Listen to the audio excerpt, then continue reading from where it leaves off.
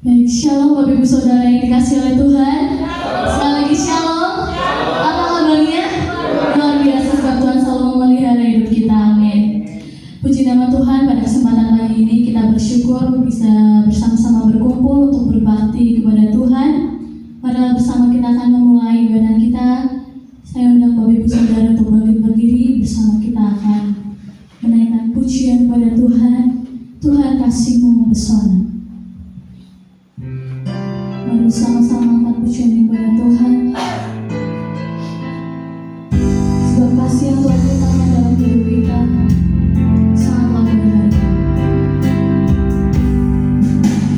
Tuhan kasih-Mu sungguh mempesona hidupku. Tuhan kasih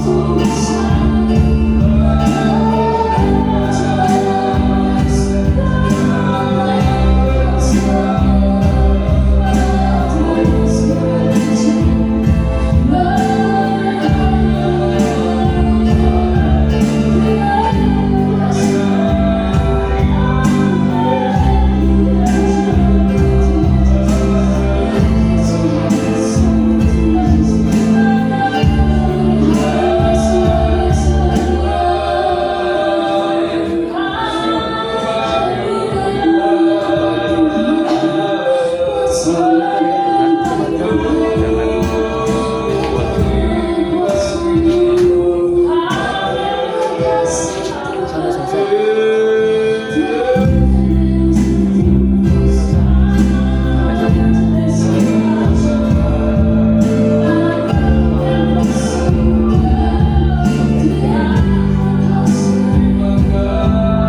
Mari bersama katakan kasih-Mu ya Tuhan.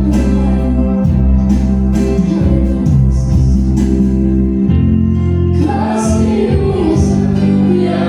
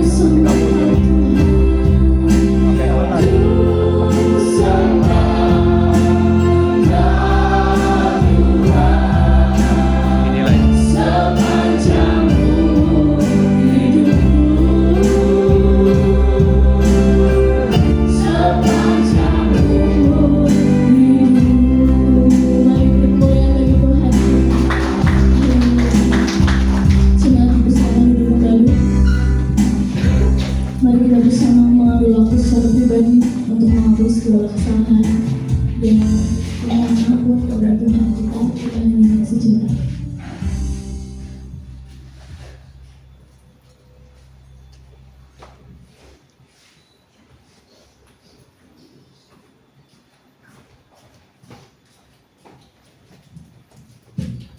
Mungkin kita bersatu dalam doa bahwa kami yang berada dalam kerajaan surga. Terima kasih Tuhan. Inilah kami dengan kesalahan kami, kehilangan kami. Kiranya Tuhan ampuni segala dosa dan kesalahan kami, karena kami percaya Engkau mau merangkul kami, Engkau mengasihi kami umat-Mu ya Tuhan. Kiranya Tuhan juga memberkati perangkulnya yang melayani pada pagi hari ini, dan Tuhan memberkati rangkaian ibadah ini dari awal hingga akhirnya. Biarlah Allah saja yang dimuliakan Tuhan. Kami siap memuji menyembah nama-Mu dengan lebih sukacita hanya dalam nama Tuhan Yesus Kristus Juru Selamat kami sudah berdoa. Haleluya, amin. Masih semangat untuk memuji Tuhan, amin saudara. Saya undang untuk kembali bangkit berdiri. Saudaraku, kita percaya bahwa Tuhan telah mengampuni setiap kita, amin. Tuhan begitu besar, Tuhan begitu mengasihi kita semuanya. Dan mari kita bersama membaca dalam Mazmur 96 ayat 9 bersama-sama.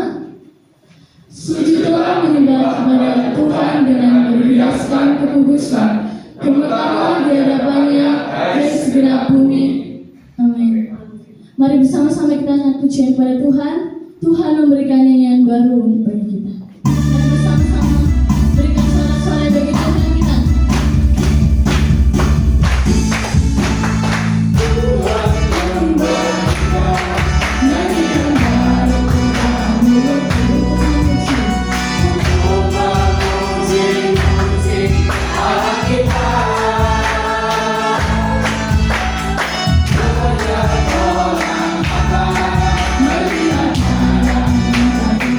Thank you.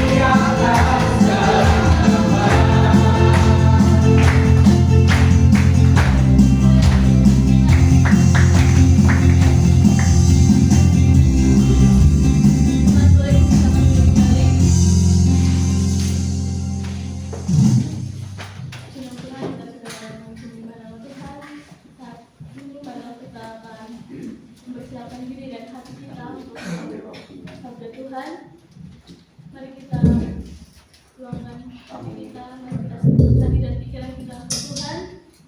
Mari bersama-sama kita angkat pujian Yesus.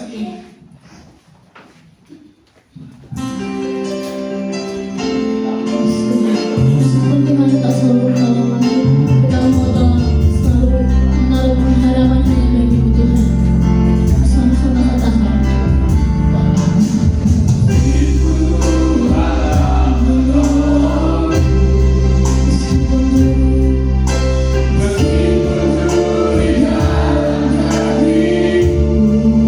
Tetap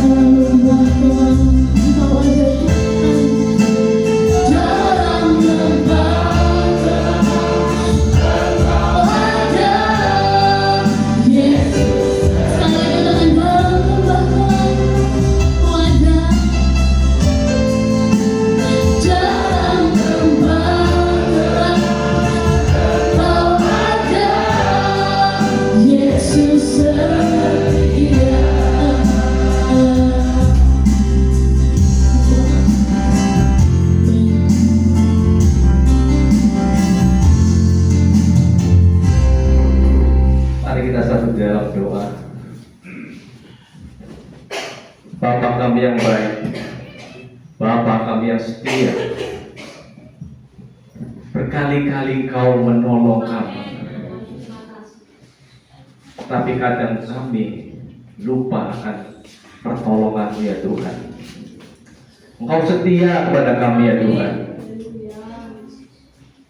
Oleh sebab itu ya Tuhan, ampuni setiap kami ya Tuhan, segala kelemahan kami. Ya Tuhan, pada saat hari ini kami mau merenungkan kebenaran firman-Mu. Tuhan, berkati pemberitaan firman-Mu pada saat ini. Pada pagi hari ini Kau urapi hamba-Mu yang penuh dengan keterbatasan.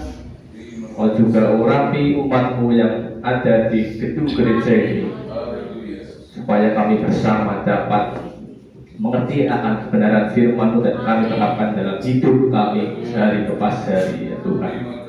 Bersabdalah karena kami siap untuk mendengarnya Tuhan. Di dalam nama Tuhan Yesus Kristus Juru Selamat kami berdoa dan kami memohon. Haleluya. Amin.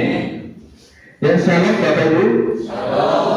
Ya, saudaraku yang dikasihi Tuhan, kita bersyukur pagi hari ini kita dapat bersama berkumpul di tempat ini beribadah memuji Tuhan ya. Dan kita pada pagi hari ini akan bersama-sama kembali merenungkan firman Tuhan yang terambil dari surat Rasul Paulus kepada jemaat di Galatia. Kita buka Galatia 2. Galatia 2 ayat yang ke-20 sampai yang ke-21.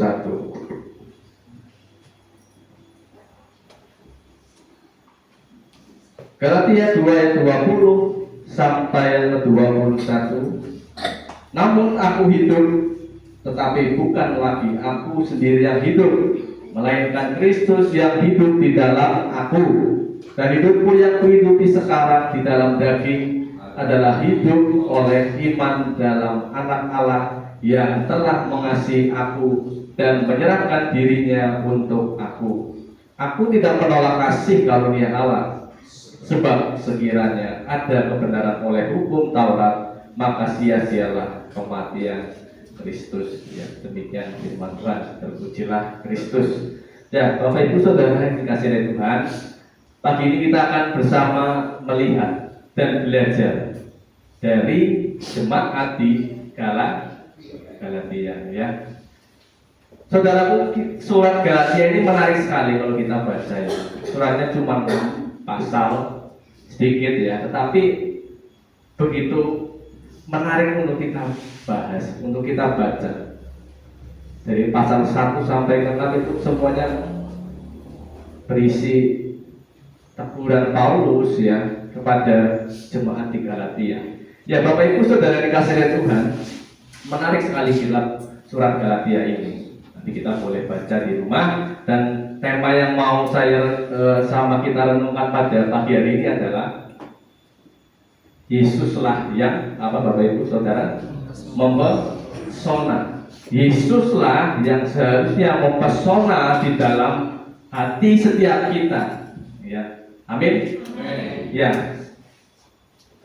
perlu kita ketahui surat Galatia ini adalah surat yang ternyata para ahli berkata seperti itu, penafsir bahwa surat Galatia ini paling awal ditulis oleh Rasul Paulus. Dari surat-surat yang lain ada surat Roma ya, Filipi dan seterusnya, surat-surat Paulus ya. Jadi surat Galatia ini paling awal ditulis Rasul Paulus kira-kira 17 sampai 20 tahun setelah kenaikan Tuhan Yesus. Jadi tinggal ditambah aja lah. Yesus mati umur 33 ya, sekitar itu tambah 17, jadi sekitar berapa? Tahun 50-an ditulis. Berbeda dengan, lalu saya melihat Markus, Injil-Injil sinoptik Markus, Matius itu ternyata ditulis setelahnya. Markus Injil yang lebih tua ternyata, lebih dahulu ditulis. Tetapi Markus dan surat Galatia ini ditulis lebih dahulu Galatia. Markus ditulis sekitar tahun 55 sampai 56 Masehi, Matius tahun 80 sampai 90 Masehi, Lukas ya. Jadi Markus dulu, Matius baru Lukas, seperti itu. Ya, jadi jemaat Galatia ini adalah jemaat campuran. ada yang berlatar belakang mereka orang Yahudi, orang Yunani, orang Romawi ya. Jadi jemaat Galatia saat itu lokasinya berada di bawah pemerintahan Romawi, masuk provinsi Romawi di Asia Kecil. Kalau saat ini itu negara Turki lah. Kalau mau dicari jemaat Galatia bermacam-macam, di Yunani, orang Romawi, Yahudi, dan penduduk-penduduk asli. Dan mereka hidup, untuk khususnya jemaat-jemaat yang non Yahudi, mereka terpengaruh, dan saat itu memang juga pengaruh Helenisme itu begitu kental ya. Helenisme itu kan penyebaran budaya, bahasa, filsafat Yunani. Jadi semuanya itu pakai Yunani. Kita ngerti filsafat atau Plato gitu ya, Aristoteles gitu ya, Yunani semuanya. Helenisme, pengaruh budaya, bahasa ya.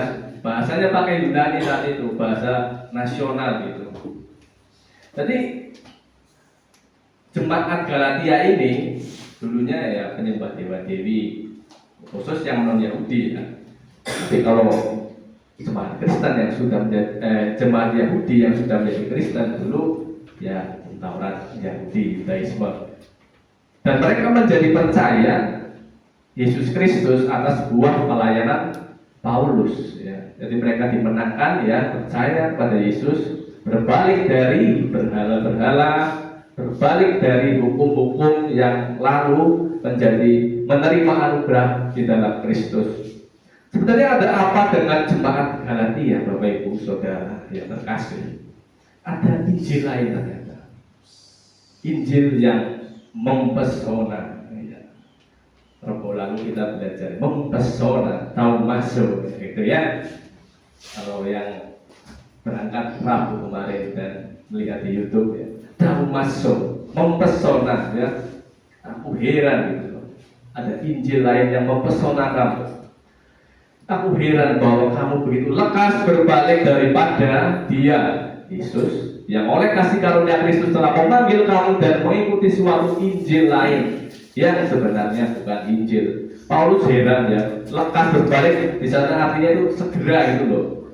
Paulus kan pelayanan kesana sini, jemaat di Galatia ditinggal dulu, segera berbalik, ditinggal malah terpengaruh ajaran lain gitu.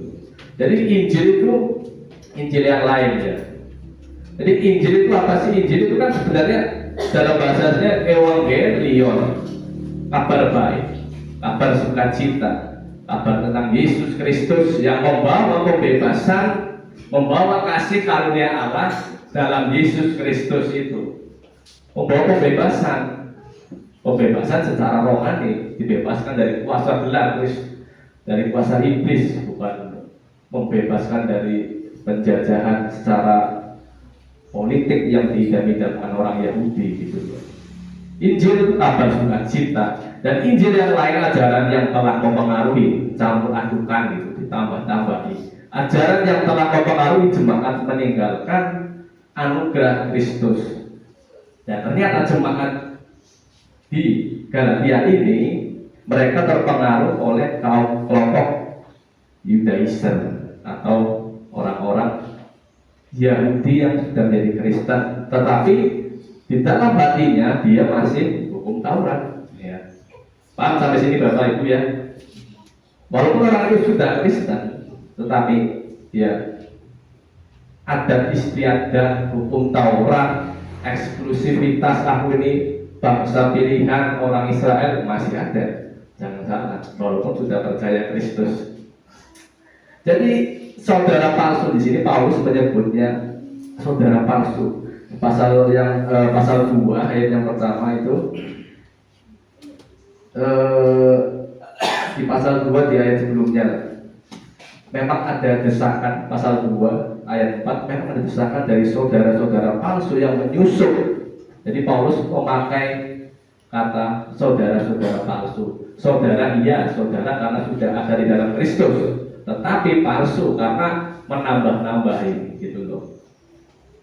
Jadi Bapak Ibu Saudara dikasihi Tuhan, di dalam Galatia 4 ayat yang ke-9 bagaimanakah kamu berbalik lagi kepada roh-roh dunia, dalam bahasa aslinya stoicheo ya.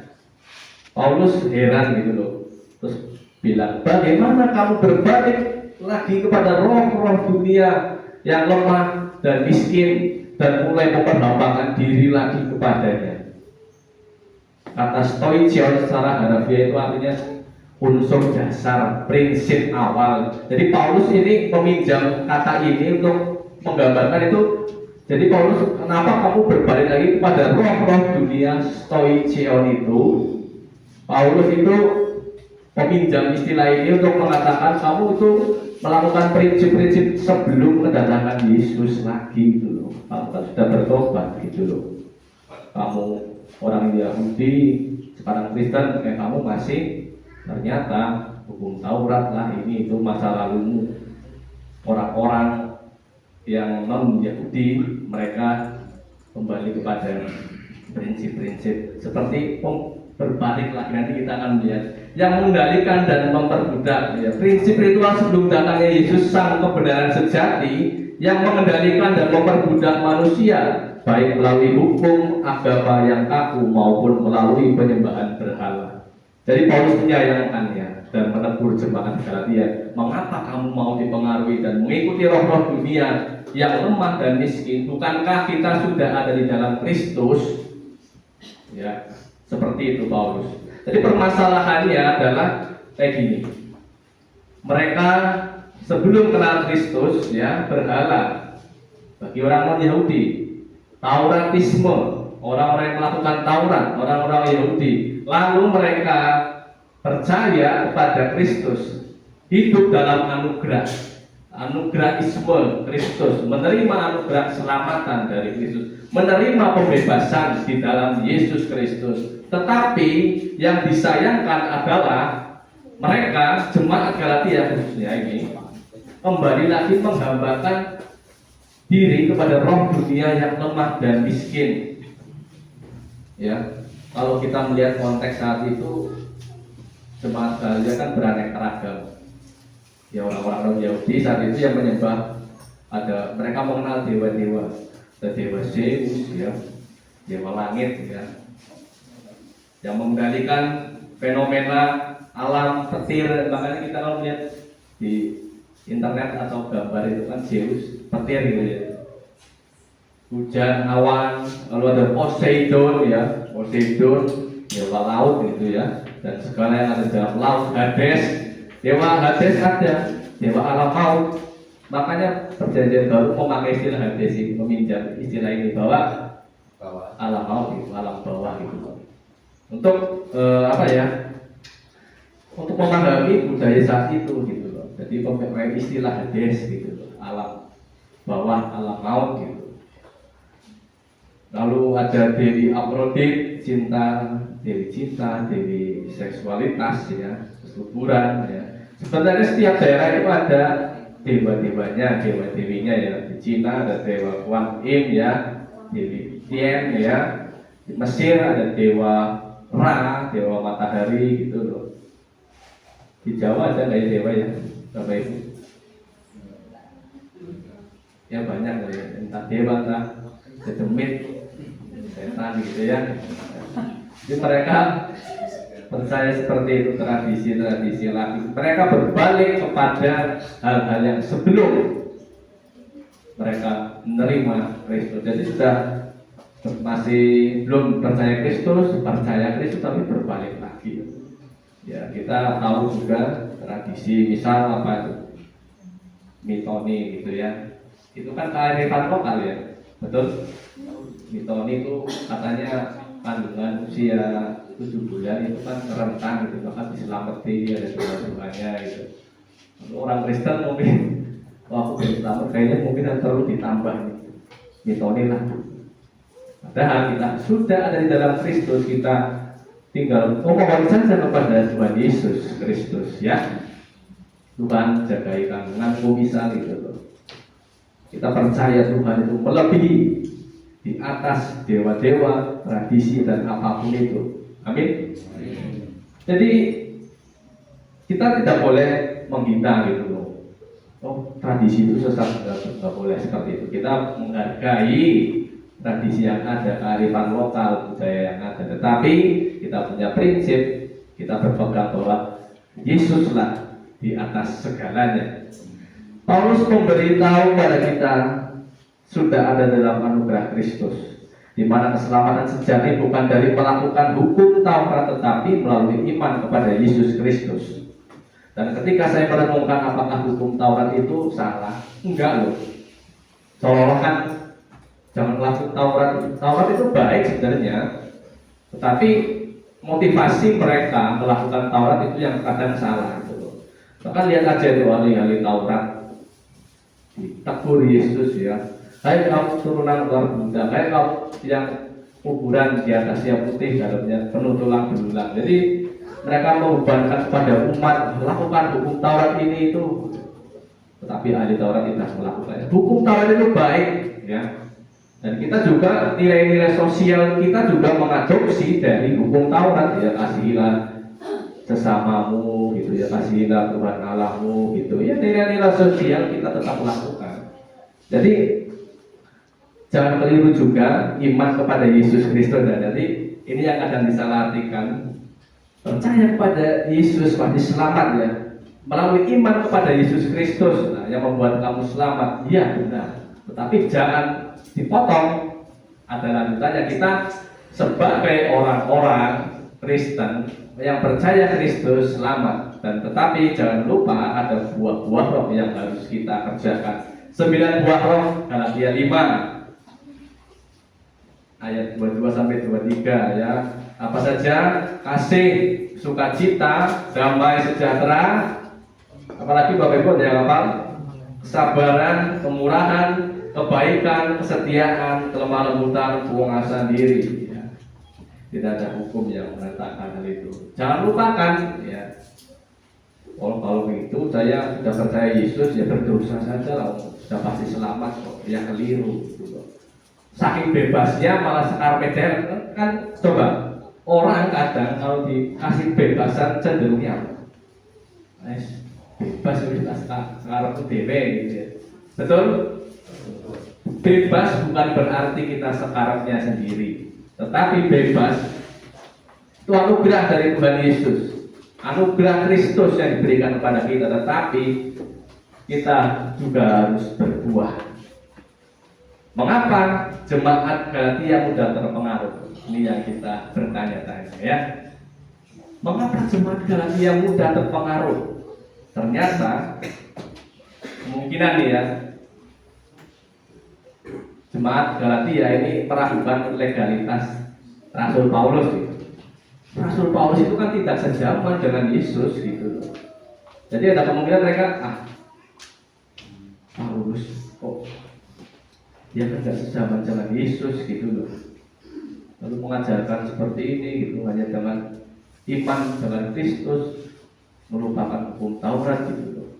Ini pemahaman yang salah juga. Lalu makanya surat Galatia ini di awal-awal menegaskan ya, penegasan Paulus bahwa dia memberitakan Injil yang benar, Injil Kristus. Bahkan di awal Galatia ini pasal 1 dia berkata, dari Paulus seorang rasul bukan karena manusia, melainkan oleh Yesus Kristus dan Allah Bapa yang telah membangkitkan dia dari antara orang mati. Yang ditegaskanlah, ini loh aku tuh loh, itu loh, bukan rasul manusia gitu loh, rasul Allah melalui Tuhan Yesus Kristus. Lalu di ayat 9, pasal 1 ayat 9, seperti yang telah kami katakan dahulu, sekarang kukatakan sekali lagi, jikalau ada orang yang memberitakan kepadamu suatu Injil yang berbeda dengan apa yang telah kamu terima, terkutuklah dia. Jadi bagaimana sekarang ada mencari kesukaan manusia atau kesukaan Allah? Adakah aku coba berkenan kepada manusia? Sekiranya aku masih mau mencoba berkenan kepada manusia, maka aku bukanlah hamba Kristus gitu. Tegaskan gitu loh. Lalu kalau kita mengingat penegasan lain ya, bagaimana Rasul Paulus itu dipanggil Tuhan menjadi saksinya ketika dia mau melakukan perjalanannya ke Damsyik ya.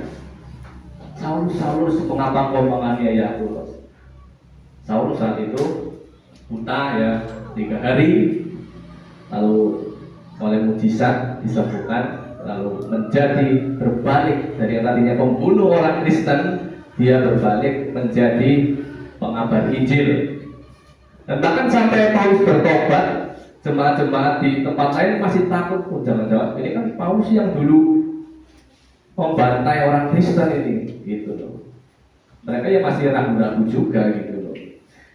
Dan lalu penegasan yang paling kuat lagi, yaitu penegasan Paulus bahwa dia diterima dan diakui oleh para rasul, pasal 2 yang sama-sama kita sedang baca ini. Paulus diterima dan diakui oleh para rasul, legal, gitu loh. Jadi saat itu Paulus dan Barnabas diutus untuk melayani orang yang tidak bersunat, ya, rasul-rasul yang Paulus dan Barnabas. Lalu Yakobus, Kefas atau Petrus, Yohanes itu melayani orang-orang Kristen itu yang bersunat, berarti orang-orang ex Yahudi gitu loh. Lalu yang kedua adalah mengapa jemaat Galatia mudah terpengaruh. Ya tadi adanya pengaruh dari kelompok Yudaister itu, Kristen yang dulunya Yahudi tapi masih bercokol di hatinya itu, masih memakai prinsip hukum Taurat gitu loh. Kembali pada Taurat jika ingin menjadi Kristen sempurna gitu loh. Mereka orang-orang percaya, tadi Paulus berkata saudara-saudara tapi palsu gitu loh. Ada di dalam komunitas Kristen tapi mereka mengajarkan sesuatu yang di luar gitu loh. Mempertahankan tradisi Yahudi dan menganggap bahwa keselamatan harus tetap terkait dengan hukum Taurat, termasuk sunat. Ya. Bahkan di pasal yang terakhir itu di Galatia 6 ayat 2, Galatia 6 ayat 13, sebab mereka yang menyunatkan dirinya pun tidak memelihara hukum Taurat, tetapi mereka menghendaki supaya kau menyunatkan diri agar mereka dapat bermegah atas keadaanmu yang lahiriah. Tidak hanya lahiriah yang dipikir. Jadi orang-orang Yudaister, orang-orang ex-Yahudi yang sudah menjadi Kristen ini, mereka tetap ingin mempertahankan tradisi Yahudi dan menganggap keselamatan harus tetap terkait dengan hukum Taurat, ingin melestarikan caranya gitu, tradisi-tradisinya gitu loh. Mereka merasa bahwa ajaran Paulus terlalu mempermudah keselamatan, sehingga mereka berusaha menambahkan aturan sebagai bentuk penghormatan terhadap perjanjian lama. Yesus kan orang Yahudi, ya. Kalau menjadi orang Kristen yang sempurna, ikutilah cara orang Yahudi, kira-kira seperti itu ya. Paham, Bapak Ibu Saudara? Identitas eksklusif ya umat Allah berdasarkan hukum Yahudi, bukan hanya berdasarkan iman kepada Yesus saja gitu. Nah, mereka itu punya akses ya, orang-orang ini berusaha mengontrol dan menguasai ajaran dalam gereja untuk memastikan bahwa hukum Taurat tetap menjadi bagian dari kehidupan Kristen. Mereka punya akses ke Yerusalem dan sinode pusatnya kan di Yerusalem saat itu ya, pusat Kristenannya gitu loh. Jadi mereka ini mengajarkan hal-hal yang demikian. Yang buat apa sudah ada dalam anugerah Kristus, tapi kok malah kembali lagi gitu loh. Yesus tidak meniadakan hukum Taurat. Ingat ini Bapak Ibu Saudara. Yesus tidak meniadakan hukum Taurat, melainkan menggenapinya sebagai anak domba Allah yang sejati. Hukum Taurat kan salah satunya ketika kita berdosa, kita harus menyembelih korban, ya. Nggak boleh dicekik, mati tercekik, kita harus menyembelih, darahnya tercurah untuk korban penghapus dosa. Nah, Yesus Kristus sudah menjadi anak domba yang dikorbankan, anak domba yang sejati. Jadi tidak perlu lagi ritual korban penghapus dosa. Yesus sendiri yang menjadi korban yang sempurna. Amin. Tidak perlu lagi susah-susah, sudah dikasih kebebasan yang enak, kok malah milih yang ribet lagi. Nggak perlu sembelih gitu, sembelih domba ya, korban gitu, penghapus dosa. Lalu yang ketiga, mengapa jemaat Galatia mudah terpengaruh? Ya, lemahnya fondasi iman. Ada kemungkinan seperti itulah ya, kemungkinan yang sangat mungkin ya, karena mereka lemah fondasi iman. Ditinggal Paulus malah terpengaruh ya. Apakah kita seperti jemaat di Galatia? Jangan sampai ya. Ditinggal pemimpin malah gak karu-karuan. Contohnya misal suami, papa nggak ke gereja, mama dan anaknya malah ikut-ikutan, papa nggak ke gereja ya, bukan ikut gereja. Contohnya seperti itu. Ketika terjadi hal-hal genting, masalah, malah menyalahkan orang. Anaknya berbalik mungkin dan sebagainya, menyalahkan orang lain. Jadi dari jemaat di Galatia ini kita belajar tadi miliki fondasi iman yang kuat. Ya, jangan seperti jemaat di Galatia ini tinggal Paulus malah terpengaruh ajaran-ajaran yang lain. Kita harus punya prinsip. Kita sudah ada di dalam anugerah Yesus Kristus, ya, amin. Dari jemaat di Galatia kita mau belajar, janganlah kita mau kembali dipengaruhi roh lemah miskin. Roh lemah miskin itu bukan maksudnya roh kemiskinan gitu ya, kere, bukan gitu. Tetapi maksudnya roh-roh yang roh-roh yang dipercayai di bawah Yesus, ya, roh-roh duniawi gitu, roh-roh ajaran-ajaran yang di luar ajaran Kristus, itu roh-roh lemah miskin yang memperhambakan kita ke hal-hal yang menyakiti Tuhan Yesus. Jangan mau kembali dipengaruhi roh-roh seperti itu. Itu akan menyakiti hati Tuhan. Amin. Jangan kembali kepada dosa yang memperbudak kita. Jangan membiarkan hal-hal duniawi, contohnya bisa materi, kebiasaan buruk memperhamba kita, dan hal-hal yang menjauhkan kita dari Tuhan, dosa-dosa, hal-hal yang membuat kita menjauhi persekutuan dengan saudara seiman, nggak berangkat ibadah dan sebagainya. Cukuplah nonton di YouTube aja itu sudah lebih dari cukup gitu. Jangan seperti itu. Jangan membiarkan hal-hal ya duniawi, ya, hal-hal yang tidak yang lemah itu jangan sampai membuat kita menjauh, ya, berbalik dari Tuhan. Jangan menjauhkan diri dari Tuhan. Lalu kita juga diajak supaya jangan memberhalakan, misalnya teknologi, uang, gadget, pengetahuanku, gaya hidup gitu. Ada berhala teknologi ya. Saat ini itu ketergantungan berlebihan kepada gadget, sosmed, HP, itu menghabiskan waktu yang berlebihan dengan HP, membuat waktu kita dengan keluarga kita berkurang. Fokusnya sosmed terus gitu. Teman-teman emosional ya. Aku posting supaya like-ku banyak gitu ya. Ya memang itu kebutuhan ya sosial, bahwa kita itu ingin motivasi setiap kita beda-beda. Ada yang ingin terkenal, ingin diperhatikan ketika kita upload ya. Ada yang hanya ingin ya sekedar share ya, titip share di Facebook ya, titip share di IG ya, supaya sewaktu-waktu bisa diakses ya, nggak apa-apa gitu. Jadi berhala-berhala itu yang dapat membuat kita berbalik dari Allah. Jadi bukan Yesus lagi yang mempesona di dalam hati kita, itu kita harus hati-hati. Uang, ya, segalanya, ya, menipu untuk mendapatkan uang itu juga membuat kita berbalik dari apa yang diajarkan Tuhan. Janganlah mencuri, mengabaikan aktivitas spiritual dan ibadah, suka ibadah online saja atau bermain sosmed ketika ibadah berlangsung. Ya, jadi kita tidak mendapatkan hadirat Tuhan, firman Tuhan. Waktu mungkin 1,5 jam ya kita fokus untuk bersama belajar kebenaran firman Tuhan ya. Pengetahuan, berharap pengetahuan ini, merasa pintar ya, modal YouTube ya, kita seolah-olah paling ngerti segalanya, mengerti dunia. Ya memang kita melalui sosial media ini sungguh sangat membantu kita ya mengetahui dunia, sangat besar pengaruhnya. Tetapi pakailah dengan bijaksana. Padahal di langit masih ada, di atas langit masih ada langit ya.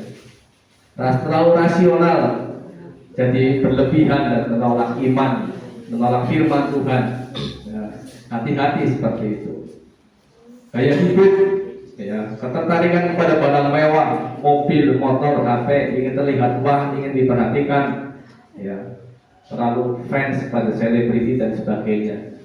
Hati-hati dengan hal yang membalikkan kita, membuat kita berbalik dari Tuhan Yesus. Tuhan Yesuslah yang harus selalu mempesona dalam hati kita. Amin. Selalu ingat itu. Jadi berhala adalah apapun yang hidup, apapun dalam hidup yang kita menduduki tempat yang seharusnya diduduki oleh Tuhan saja.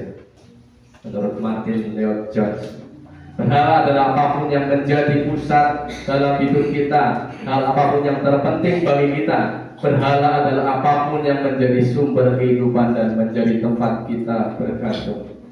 Apapun yang menggerakkan, membangkitkan minat, menarik, dan mempengaruhi kita adalah sebuah berhala. Berhala adalah apapun yang kita sembah. Pekerjaan kita, apa yang menjadi kesenangan kita, kesukaan kita, aktivitas kita, membuat kita melupakan Tuhan Yesus. Berhala adalah apapun yang kita sembah, apapun yang menyita banyak waktu dan perhatian, energi dan uang kita, apapun yang memegang posisi pengendali dalam hidup kita adalah sebuah berhala. Jadi mari kita waspadai itu. Tetapi Yesus yang harus mempesona di dalam hati kita. Amin. Apa yang harus saya rindukan selalu? Harus membuat aku terpesona. Hanya siapa Bapak Ibu? Yesus Kristus. Jika kita pernah atau sedang mengalaminya, mari saatnya kita atur ulang. Kita kalibrasikan kembali hati kita kepada Tuhan Yesus, kepada Injil saja. Injil lebih dari cukup, Yesus lebih dari cukup, Yesus lebih dari segalanya. Karena dialah, Yesuslah yang mempesona aku. Yesus dan segala kebenarannya yang memikat hati kita. Maukah kita menempatkan Yesus di hati kita? Yesuslah yang mempesona dalam hidup kita. Amin. Mari kita tundukkan kepala. Tuhan Yesus, kami sudah belajar. Kami belajar dari jemaat di Galatia ya Tuhan, dan kami rindu supaya kami pun tidak seperti jemaat di Galatia yang kami meninggalkan dan berbalik dari anugerah Kristus kepada hal-hal roh dunia yang lemah dan miskin. Kami tidak mau ya Tuhan, karena Engkaulah segalanya bagi kami. Engkaulah yang mempesona buat kami ya Tuhan. Mampukanlah kami untuk selalu terus hidup sesuai dengan kebenaran firman-Mu ya Tuhan. Kami percaya Engkau selalu menuntun langkah kehidupan kami, dan kami ingin selalu hidup di dalam Engkau ya Tuhan. Anugerah-Mu begitu besar bagi kami ya Tuhan. Meteraikanlah firman-Mu dalam hati setiap kami. Di dalam nama Tuhan Yesus Kristus kami berdoa. Kami bersyukur untuk pemberitaan firman pada pagi hari ini. Haleluya. Amin.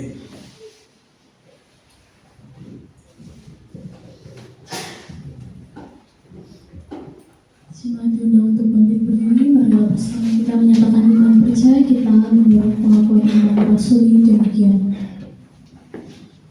Aku percaya kepada Allah, Bapa yang Maha Kuasa, Khalik langit dan bumi, dan kepada Yesus Kristus Anaknya yang tunggal Tuhan kita, yang dikandung daripada Roh Kudus, lahir dari anak darah Maria, yang menderita sengsara di bawah pemerintahan Pontius Pilatus, disalibkan, mati dan dikuburkan, turun dalam kerajaan maut, pada hari yang ketiga bangkit pula dari antara orang mati, naik ke surga, duduk sebelah kanan Allah, Bapa yang Maha Kuasa, dan akan datang dari sana untuk menghadiri orang yang hidup dan yang mati. Aku percaya kepada Roh Kudus, gereja yang kudus dan am, persekutuan orang kudus, pengampunan dosa, kebangkitan daging, dan hidup yang kekal. Amin. Jemaat dipersilakan duduk kembali. Kini tiba saatnya kita akan memberikan sembah syukur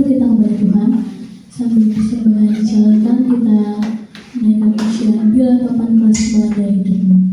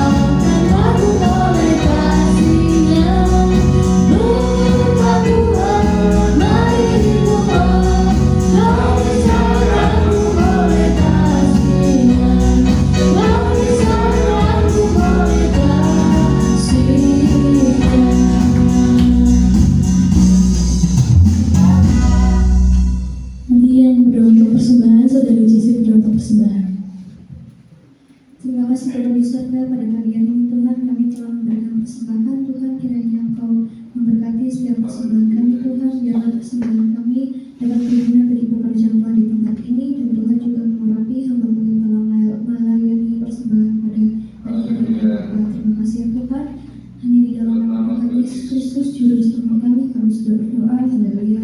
Amin. Tuhan Yesus memberkati persembahan Bapak Ibu Saudara semuanya. Sekarang tiba saatnya saya akan membacakan untuk warta sepekan. Untuk ibadah persekutuan tengah minggu diadakan Rabu 12 Februari 2025 pukul 18 atau jam 6 sore bertempat di gereja dengan WL-nya Rel Natalia. Mari bersama kita beribadah. Ibadah remaja diadakan Sabtu 15 Februari 2025 jam 18 atau jam 6 sore. Untuk WL-nya Saudari Jessica, Kolektan Saudara Evan bertempat di gereja. Ayo teman-teman remaja pada datang ya. Ya. Baik, untuk pelayan kebaktian umum Minggu 16 Februari 2025 pukul 8 pagi untuk WL-nya Ibu Gembala, Singar Saudari Tania dan Saudara Steven, Asyar Bapak Ibu Marsono, LCD Matthew. Untuk selanjutnya kita akan berdoa syafaat dan menerima doa berkat dari Bapak Gembala. Disilahkan. Ya, mari kita akan berdoa bersyafaat sebelum kita masuk dalam doa berkat.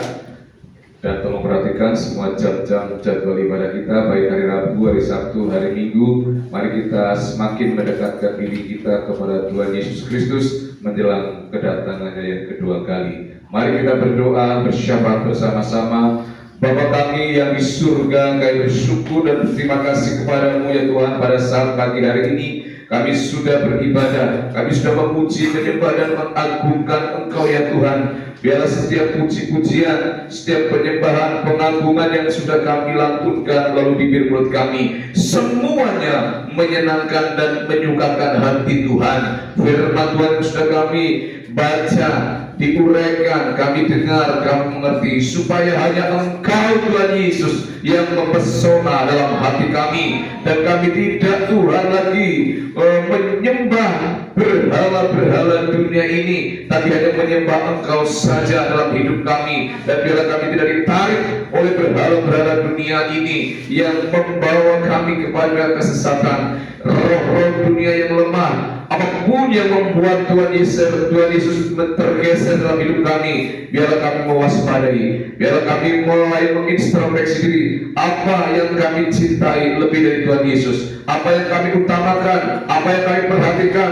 Apa yang kami sayangi dan cintai lebih dari Tuhan? Apa yang mempesona dalam hati kami lebih dari Tuhan? Sesungguhnya itu menjadi berhala. Biarlah pondasi iman kami semakin kuat, pondasi iman kami semakin teguh, dan kami boleh belajar dari jemaat di Galatia ya Tuhan, sehingga kami boleh menjadi orang-orang Kristen yang bukan hanya percaya Yesus saja, tetapi membuktikan bahwa kami orang percaya, membuktikan bahwa kami orang bertobat.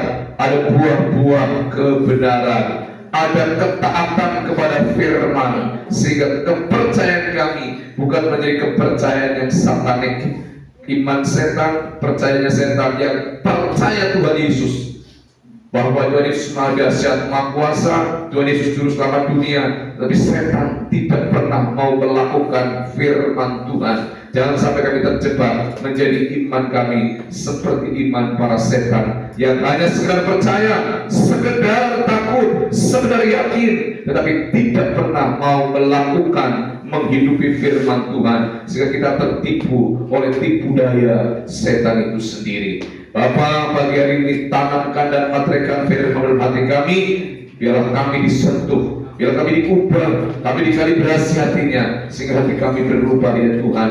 Terima kasih, kami doakan pada saat ini Tuhan untuk pemerintahan kami tercinta. Kami lahir di Indonesia, maka kami doakan negara kami tercinta Indonesia, supaya Indonesia menjadi negara yang adil, makmur, sejahtera, diberkati oleh Tuhan.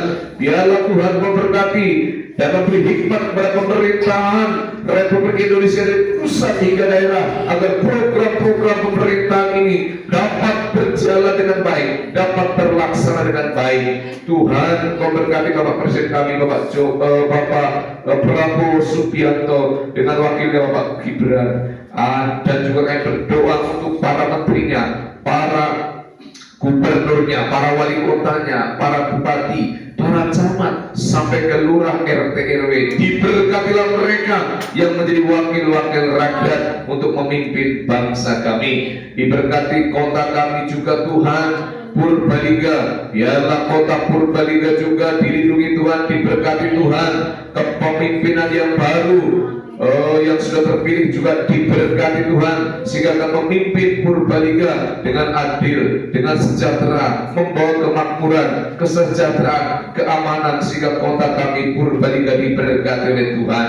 Kami doakan Putasari supaya Bapak Camat dengan seluruh forkombicamnya, Bapak Kapolsek dengan seluruh jajarannya, semuanya mereka diberkati oleh Tuhan. Demikian juga Bapak-bapak polisi yang menjaga setiap minggu di tempat ini, kami berdoa diberkatilah beliau-beliau agar selalu sehat, agar selalu diberkati oleh Tuhan. Diberkati juga Tuhan secara khusus desa kami Candinata, supaya Candinata juga diberkati oleh Tuhan. Di mana kami hidup, di mana kami juga ada, kami doakan, kami bawa desa kami supaya desa kami menjadi desa yang diberkati oleh Tuhan. Diberkati juga sinode kami GPT di seluruh Indonesia, agar Indonesia diberkati, khususnya GPT yang ada di seluruh provinsi yang ada, semuanya maju. Kami berdoa juga Tuhan saat ini untuk segala pergumulan jemaatku di tempat ini. Tuhan memberkati seluruh jemaatku di tempat ini. Apa yang menjadi doa, apa yang menjadi harapan, apa yang menjadi pergumulan jemaatku diberkati. Diberkati jasmani, rohani, kesehatan mereka, diberkati sekolah sekolah anak-anak mereka, baik TK, SD, SMP maupun yang kuliah, diberkati oleh Tuhan. Yang sudah bekerja, diberkati pekerjaan mereka agar mereka lebih tekun, lebih taat dan lebih setia. Diberkati yang sakit disembuhkan oleh Tuhan, yang lemah dikuatkan oleh Tuhan. Dan kami juga berdoa untuk gereja di tempat ini. Kami membutuhkan fasilitas musik yang masih kurang, alat-alat musik yang belum lengkap, kendaraan yang masih kami kumuli untuk sarana transportasi. Tuhan memberkati. Tuhan ajarkan juga terus memandang Engkau saja, karena Engkau yang lebih indah dari apapun. Anugerah-Mu luar biasa mempesona kami. Ajar kami terus setia kepadamu ya Tuhan. Engkau yang mempesona hatiku. Ingatkan kami terus bahwa Engkaulah satu-satunya yang kami cintai. Engkaulah yang mempesona dalam kehidupan kami. Inilah doa kami yang kurang sempurna Tuhan. Engkau sempurnakan sesuai dengan doa yang diajarkan oleh Tuhan Yesus dengan doa Bapa kami. Mari kita berdoa dengan doa Bapa kami. Bapa kami yang di surga, dikuduskanlah namamu, datanglah kerajaanmu, jadilah kehendak-Mu di bumi seperti di surga. Berikanlah kami pada hari ini makanan kami yang secukupnya. Ampunilah kami akan kesalahan kami, seperti kami juga mengampuni orang yang bersalah kepada kami. Dan janganlah membawa kami ke dalam pencobaan, tetapi lepaskanlah kami daripada yang jahat, karena Engkaulah yang mempunyai kerajaan dan kuasa dan kemuliaan sampai selama-lamanya. Amin. Sidang jemaat yang dikasihi Tuhan, mari kita akan berdiri bersama-sama dan kita akan menerima doa berkat. Angkatlah kedua tanganmu dan arahkanlah hatimu pada Tuhan. Pulanglah kita semua untuk menjadi saksi-saksi dan terimalah berkat Tuhan. Tuhan memberkati engkau dan melindungi engkau. Tuhan menyinari engkau dengan wajahnya dan memberi engkau kasih karunia. Tuhan menghadapkan wajahnya kepadamu dan memberi engkau damai sejahtera dari sekarang sampai selama-lamanya. Di dalam nama Bapa dan Putra dan Roh Kudus. Amin.